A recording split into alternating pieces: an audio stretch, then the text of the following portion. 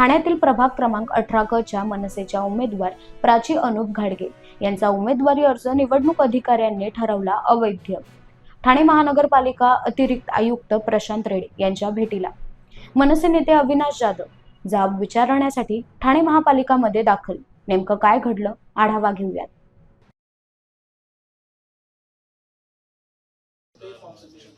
आता आम्ही देऊ शकत नाही. तुम्ही कसं आदल्या दिवशी पण यांनी जाऊन तो मागितला होता त्यांच्याकडे. आम्हाला एंट्रीज दिली नाही. जे लोकांना नगरला तिथे एंट्रीज दिली बोलले की फॉर्म सबमिशन चालू आहे. आता कोणी तुम्हाला काही पण यात दोष कोणाचा? आमचा काय दोष आहे? आमचा काय दोष आहे? आणि ह्या कारणावरनं तुम्ही जर फॉर्म बाद करणार असाल तर मग ह्या लोकांना काय यांचे काय लाड आहे? त्यांची जनतांचं निरंक आहे. म्हणजे तिथं 3 फॉर्म निरंकाचे बाद झाले अपक्षांचे, पण सत्ताधारी उमेदवार तर होत नाहीये. ऍक्च्युली आम्ही त्याच्यासाठी ऍप्लिकेशन पण दिलेलं की तांत्रिक अडचणीमुळे आम्हाला टाइम झाला. तर त्या मॅडमनी ते रिक्वेस्ट म्हणजे ऍप्लिकेशन पण बघितलं नाही की त्यांचं जेन्युअन रिझन आहे की नाही. ऍक्च्युली त्यांनी ते पण बघितलं पाहिजे की हे जेन्युअन रिझनवर बोलतात की नाही. आम्ही त्याच्यासाठी ऍप्लिकेशन पण रेडी केलेलं, त्यांना देत होतो तर ते बोलले की नाही, 11ची वेळ होती, 11च्या वेळेच्या आत तुम्ही आला नाही तर मी ते सबमिट करणार नाही. आणि 11ला 5 का 10 मिनिटं असताना त्यांचे पोलीस अधिकारी बाहेर आले आणि त्यांनी बंद केलं आतमध्ये घ्यायचं. मग अजून 11 वाजले नव्हते तर तुम्ही आतमध्ये सोडायचं का बंद केलं? टाइम होता तेवढा 5-10 मिनिटाचा. त्यांनी त्यांच्या अधिकाराचा सरळ गैरवापर केला. सर, दुसरी गोष्ट, कोणाच्या फॉर्म मध्ये काय कमी आहे हे विरोधकांना कसं काय आधीच कळतं? बरोबर, तेवढ्याच गोष्टींवर ऑब्जेक्शन येतं. वेळेवर सगळ्यांनाच देतो. अहो साहेब, नाही ना, तेच सांगतोय. वेळेवर दिले गेले नाहीत कारण ते फॉर्म बाहेर लावलेच गेले नाहीत. ते लावले असते तर मग हे सगळे फॉर्म आधीच उडले असते. ते 3:30 वाजता लावले. एक काम करू, त्यांच्या तक्रारीवरती चौकशी सर 17 मधून मी भरलेला आहे फॉर्म. तर एकटा भाऊ त्यांचा फॉर्म पण बाद होतो. जर आपल्या चेकवरती जर खाली साईन असेल तर चेक बाद होतो, बरोबर ना? तर त्यांच्या पडताळणीवरती सही नव्हती तरी त्यांचा फॉर्म जो ऍक्सेप्ट केला गेला. मी अर्ज दिलेला आहे तक्रार, हे बघा काय याच्यामध्ये.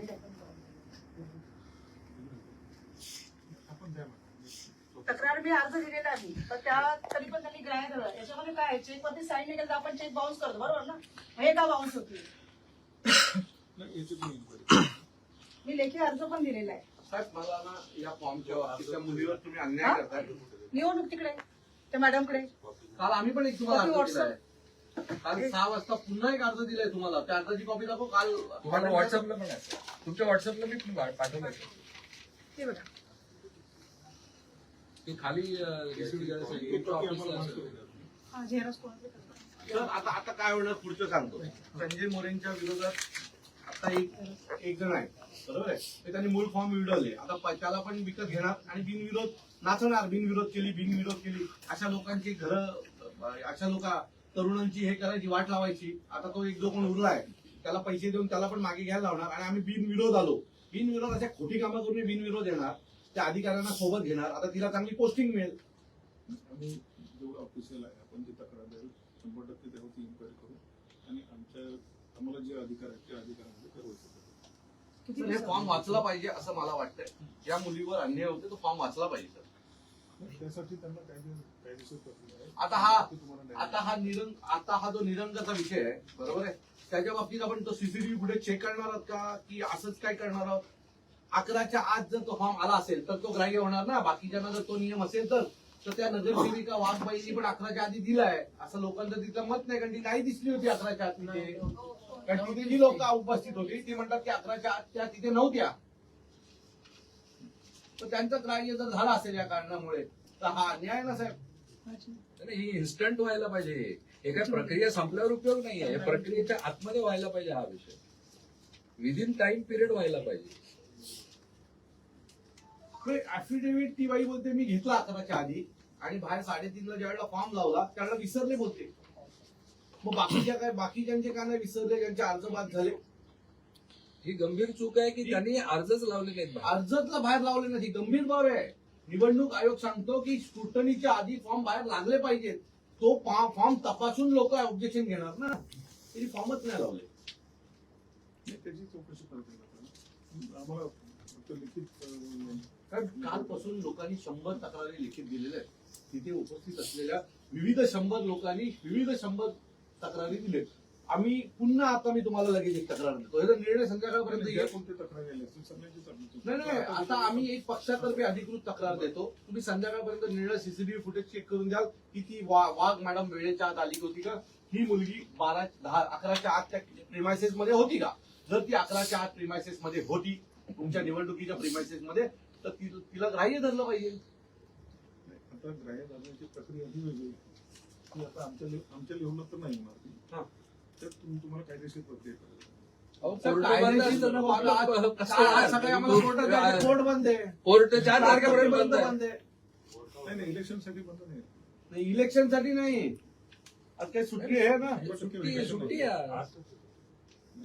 कोर्ट बंद आहे. न्यू इयर सुट्टी हॉलिडे आहे. रिमांडसाठी वगैरे असतात. अहो त्यांच्या समोर घेऊन जातात. हे निवडणूक यंत्रणेसाठी वेगळे जज आहेत. वेगळे जज आहेत. तिथे हरकत नाही. आज दाखल करून घेतील, उद्या चालू होतील. सर हे जरा खूप सिरियस विषय आहे. आमच्या लेवलचं जे बाब आहे त्याची आम्ही 100% चौकशी आणि करू. हे सगळं जे झालंय ते पूर्ण सरकारी दबाव बरोबर त्याच माणसाच्या बायकोच्या समोरचे फॉर्म उडले जातात. आता हिचा उडवला, आता दुसरा जो अपक्ष उमेदवार आहे तो उद्या परवा पाठी घेईल. म्हणजे झाला ती बिनविरोध झाली, हे नाचायला सुरू. बघा आमची पहिली सीट निवडून आली बिनविरोध. आम्ही लोकांनी काय करायचं, आम्ही दरवर्षी काय भांडीत घासायची का लोकांची. आंदोलन करायचं, पाणी नाही, रस्ता साफ नाही, त्यांची घरं आणि हे टेंडर काढून अर्धे पैसे खाणार आणि तुरुंब श्रीमंत होणार. आणि आमची पोरं नेहमी रस्त्यावर फक्त आंदोलनच करत बसायचं का आम्ही लोकांसाठी. या पोरांची इच्छा नाही का आम्ही नगरसेवक व्हावं, 5-5, 10-10 वर्ष कामं करतोय. कोविडच्या काळामध्ये आपल्या एकानी जीवाची पर्वा न करता रस्त्यावर सगळी पोरं होती. त्यामुळे असा अन्याय होणार असेल आणि तुम्ही तुमची जागा वाचवण्यासाठी अन्यायाला साथ देणार असाल तर आम्ही कसं करायचं तुम्ही समजून सांगा. आम्ही कसं समजू हे करायचं. मला एक सांगा, अख्ख्या प्रोसेसमध्ये एकही सरकारी फॉर्म सत्ताधारी लोकांचा का नाही एकही फॉर्म बाद होत. विरोधकांचेच कसे होतात, उबाटाचे होतात, राष्ट्रवादीचे होतात, मनसेचे होतात, अपक्षांचे होतात. का नाही सत्ताधाऱ्यांचा एकही फॉर्म बाद झाला. बंडखोरांचे होतात. बंडखोरांचे जे नको आहेत ते सगळे बंडखोर बाद झाले. अगदी ठरवून निवडून बाद केलेले बाद केले फॉर्म नीट तपासून एक सत्ताधारी का नाही बाद होऊ शकत. मला एक उदाहरण दाखवा की इथे सत्ताधारी बाद झाला. नाही होत. आम्हीच कसे होतो सगळं करून. आता हा दाखला नाही, दाखला घ्यायला तो अधिकारीच नाहीये. तुम्ही दाखला कोणाकडनं बनवून घेऊ, हाताने सही करून देऊ का. जो अधिकारी आहे सरकारी अधिकारी आहे तो उपस्थित नाही. ते आदल्या दिवशी गेले 30 तारखेला ज्यावेळेस कुठलीच त्याला कळलं की मला हा दाखला हवाय, तो गेला तर तिथे 30 तारखेला प्रभाग समितीला सांगितलं नाही इथे आता काम बंद आहे, फॉर्म सबमिशनचं काम आहे. तो दुसऱ्या दिवशी सकाळी गेला 10 वाजता, बरोबर आहे, 11:15 वाजता तो अधिकारी आला असेल तर तो घेऊन तिथपर्यंत जाईल पण त्याला वेळ लागला ना. तेवढं तर तुम्ही ग्राह्य धरला पाहिजे. पोहोचला कितीला, 11:02 तुमचं ऍप्लिकेशन गेलं होतं तिथे. हो ऍप्लिकेशन लिहिलेलं पण त्यांनी घेतलं नाही. नाही असं इलेक्शन मध्ये तर आम्ही 24 तास इथे आम्ही सिंगल विंडो सिस्टीम चालू केली. नाही, तिथे या ऑफिसला सुद्धा 9:30 वाजता प्रभाग कुठली समितीमध्ये तक्रार असली तर इथून आम्ही त्या प्रभागातून माहिती घेतो. मी 9:30 वाजताच तिकडे पोहोचलो प्रभाग समितीमध्ये. 10:15 पर्यंत खिडकी चालू झाली नव्हती. तिथे वर्तकनगरवाले मॅडम आले, ते मला म्हणतात की अजून पार्टी सांगले, ते अजून आले नाही. पण आम्ही 10-20, 10-25 पर्यंत वाट बघितली. तिकडचे सीसीटीव्ही फुटेज बघा ना सर. पुढे बोल. मी गेलो तिकडे, खाली त्यांनी माझे कलिग आहेत निलेश म्हणून, मग आम्ही फोन वगैरे लावून डायरेक्ट कॉन्स्टेबल साहेबांशी बोललो. ते बोलले की रात्री खूप उशीर झालेला आणि मला लेट झाला, मी येतोय 10-15 मिनिटांमध्ये. 11:15 ते आले. त्याच्या अगोदर सुद्धा मी तिकडे प्रोसेस केली. म्हणले थांबा साहेब येऊ द्या, साहेब येऊ द्या. त्याच्यानंतर मग त्यांनी प्रोसेस करायला स्टार्ट केली. आणि फ्रेम बंद करू का आणि इकडे पोस्ट करला मी. आणि ऍफिडेव्हिट वगैरे सगळं अगोदर हे रेडी तयार करायचं. ते पण फक्त एक निरंक नव्हतं म्हणून त्यांनी सांगितलं की नाही आम्ही ऐकणार नाही, तुम्हाला पूर्ण म्हणलं मॅडम एकच राहिलं. मी हाताने लिहितो हवं तर नाही. रात्री मी त्यांच्या एअरवर फोन केला की मॅडम हे असं ही चूक झालेली, मला नवीन बनवायला परत रात्री प्रोसेस मला सगळी करावी लागेल नव्याने, मला दुसरं वकील नोटरी करावं लागेल. तरी म्हणले नाही आम्हाला माहित नाही, तुम्हाला उद्या सकाळी घेऊन यावं लागेल. सर ह्या सगळ्या गोष्टी आहेत, जरा तुम्ही हे केलं पाहिजे. 100% सगळ्या गोष्टी आम्ही वाट बघू संध्याकाळपर्यंत तुम्ही काय करताय. नाहीतर हा विषय खूप मोठा आहे. अशा प्रकारे जर सगळी लोक बाद होणार असतील तर मला असं वाटतं की कुटणीमध्ये म्हणजे लढायचंच नाही या लोकांना. कारण त्यांना भीती आहे, लढायची हिंमतच नाही या लोकांना. जेवढे बाद करता येतील तेवढे सस्टेंट बाद करतात. आपण पत्र देऊन टाकू अधिकृतरित्या. आपलं कालच धरणं पत्र आपण दिलेलंच आहे. जे निवडणूक निर्णय अधिकारी आहेत त्यांच्याकडे आपण खरं तर काल तुम्ही आले पाहिजे होतात तिथे. आम्ही काल सगळे होतो. मी होतो, आव्हाड साहेब होते, मी, आव्हाड साहेब, विचारे साहेब, आम्ही सगळे लोक होतो.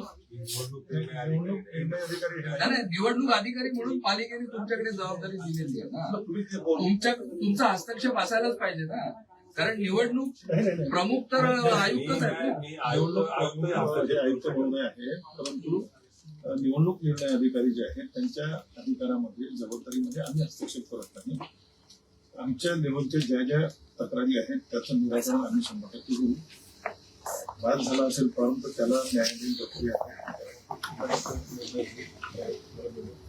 आमच्या लेवलच्या जेव्हा तक्रारी आहेत तेव्हा मी तुम्हाला ते उत्तर देतो, चौकशी करू.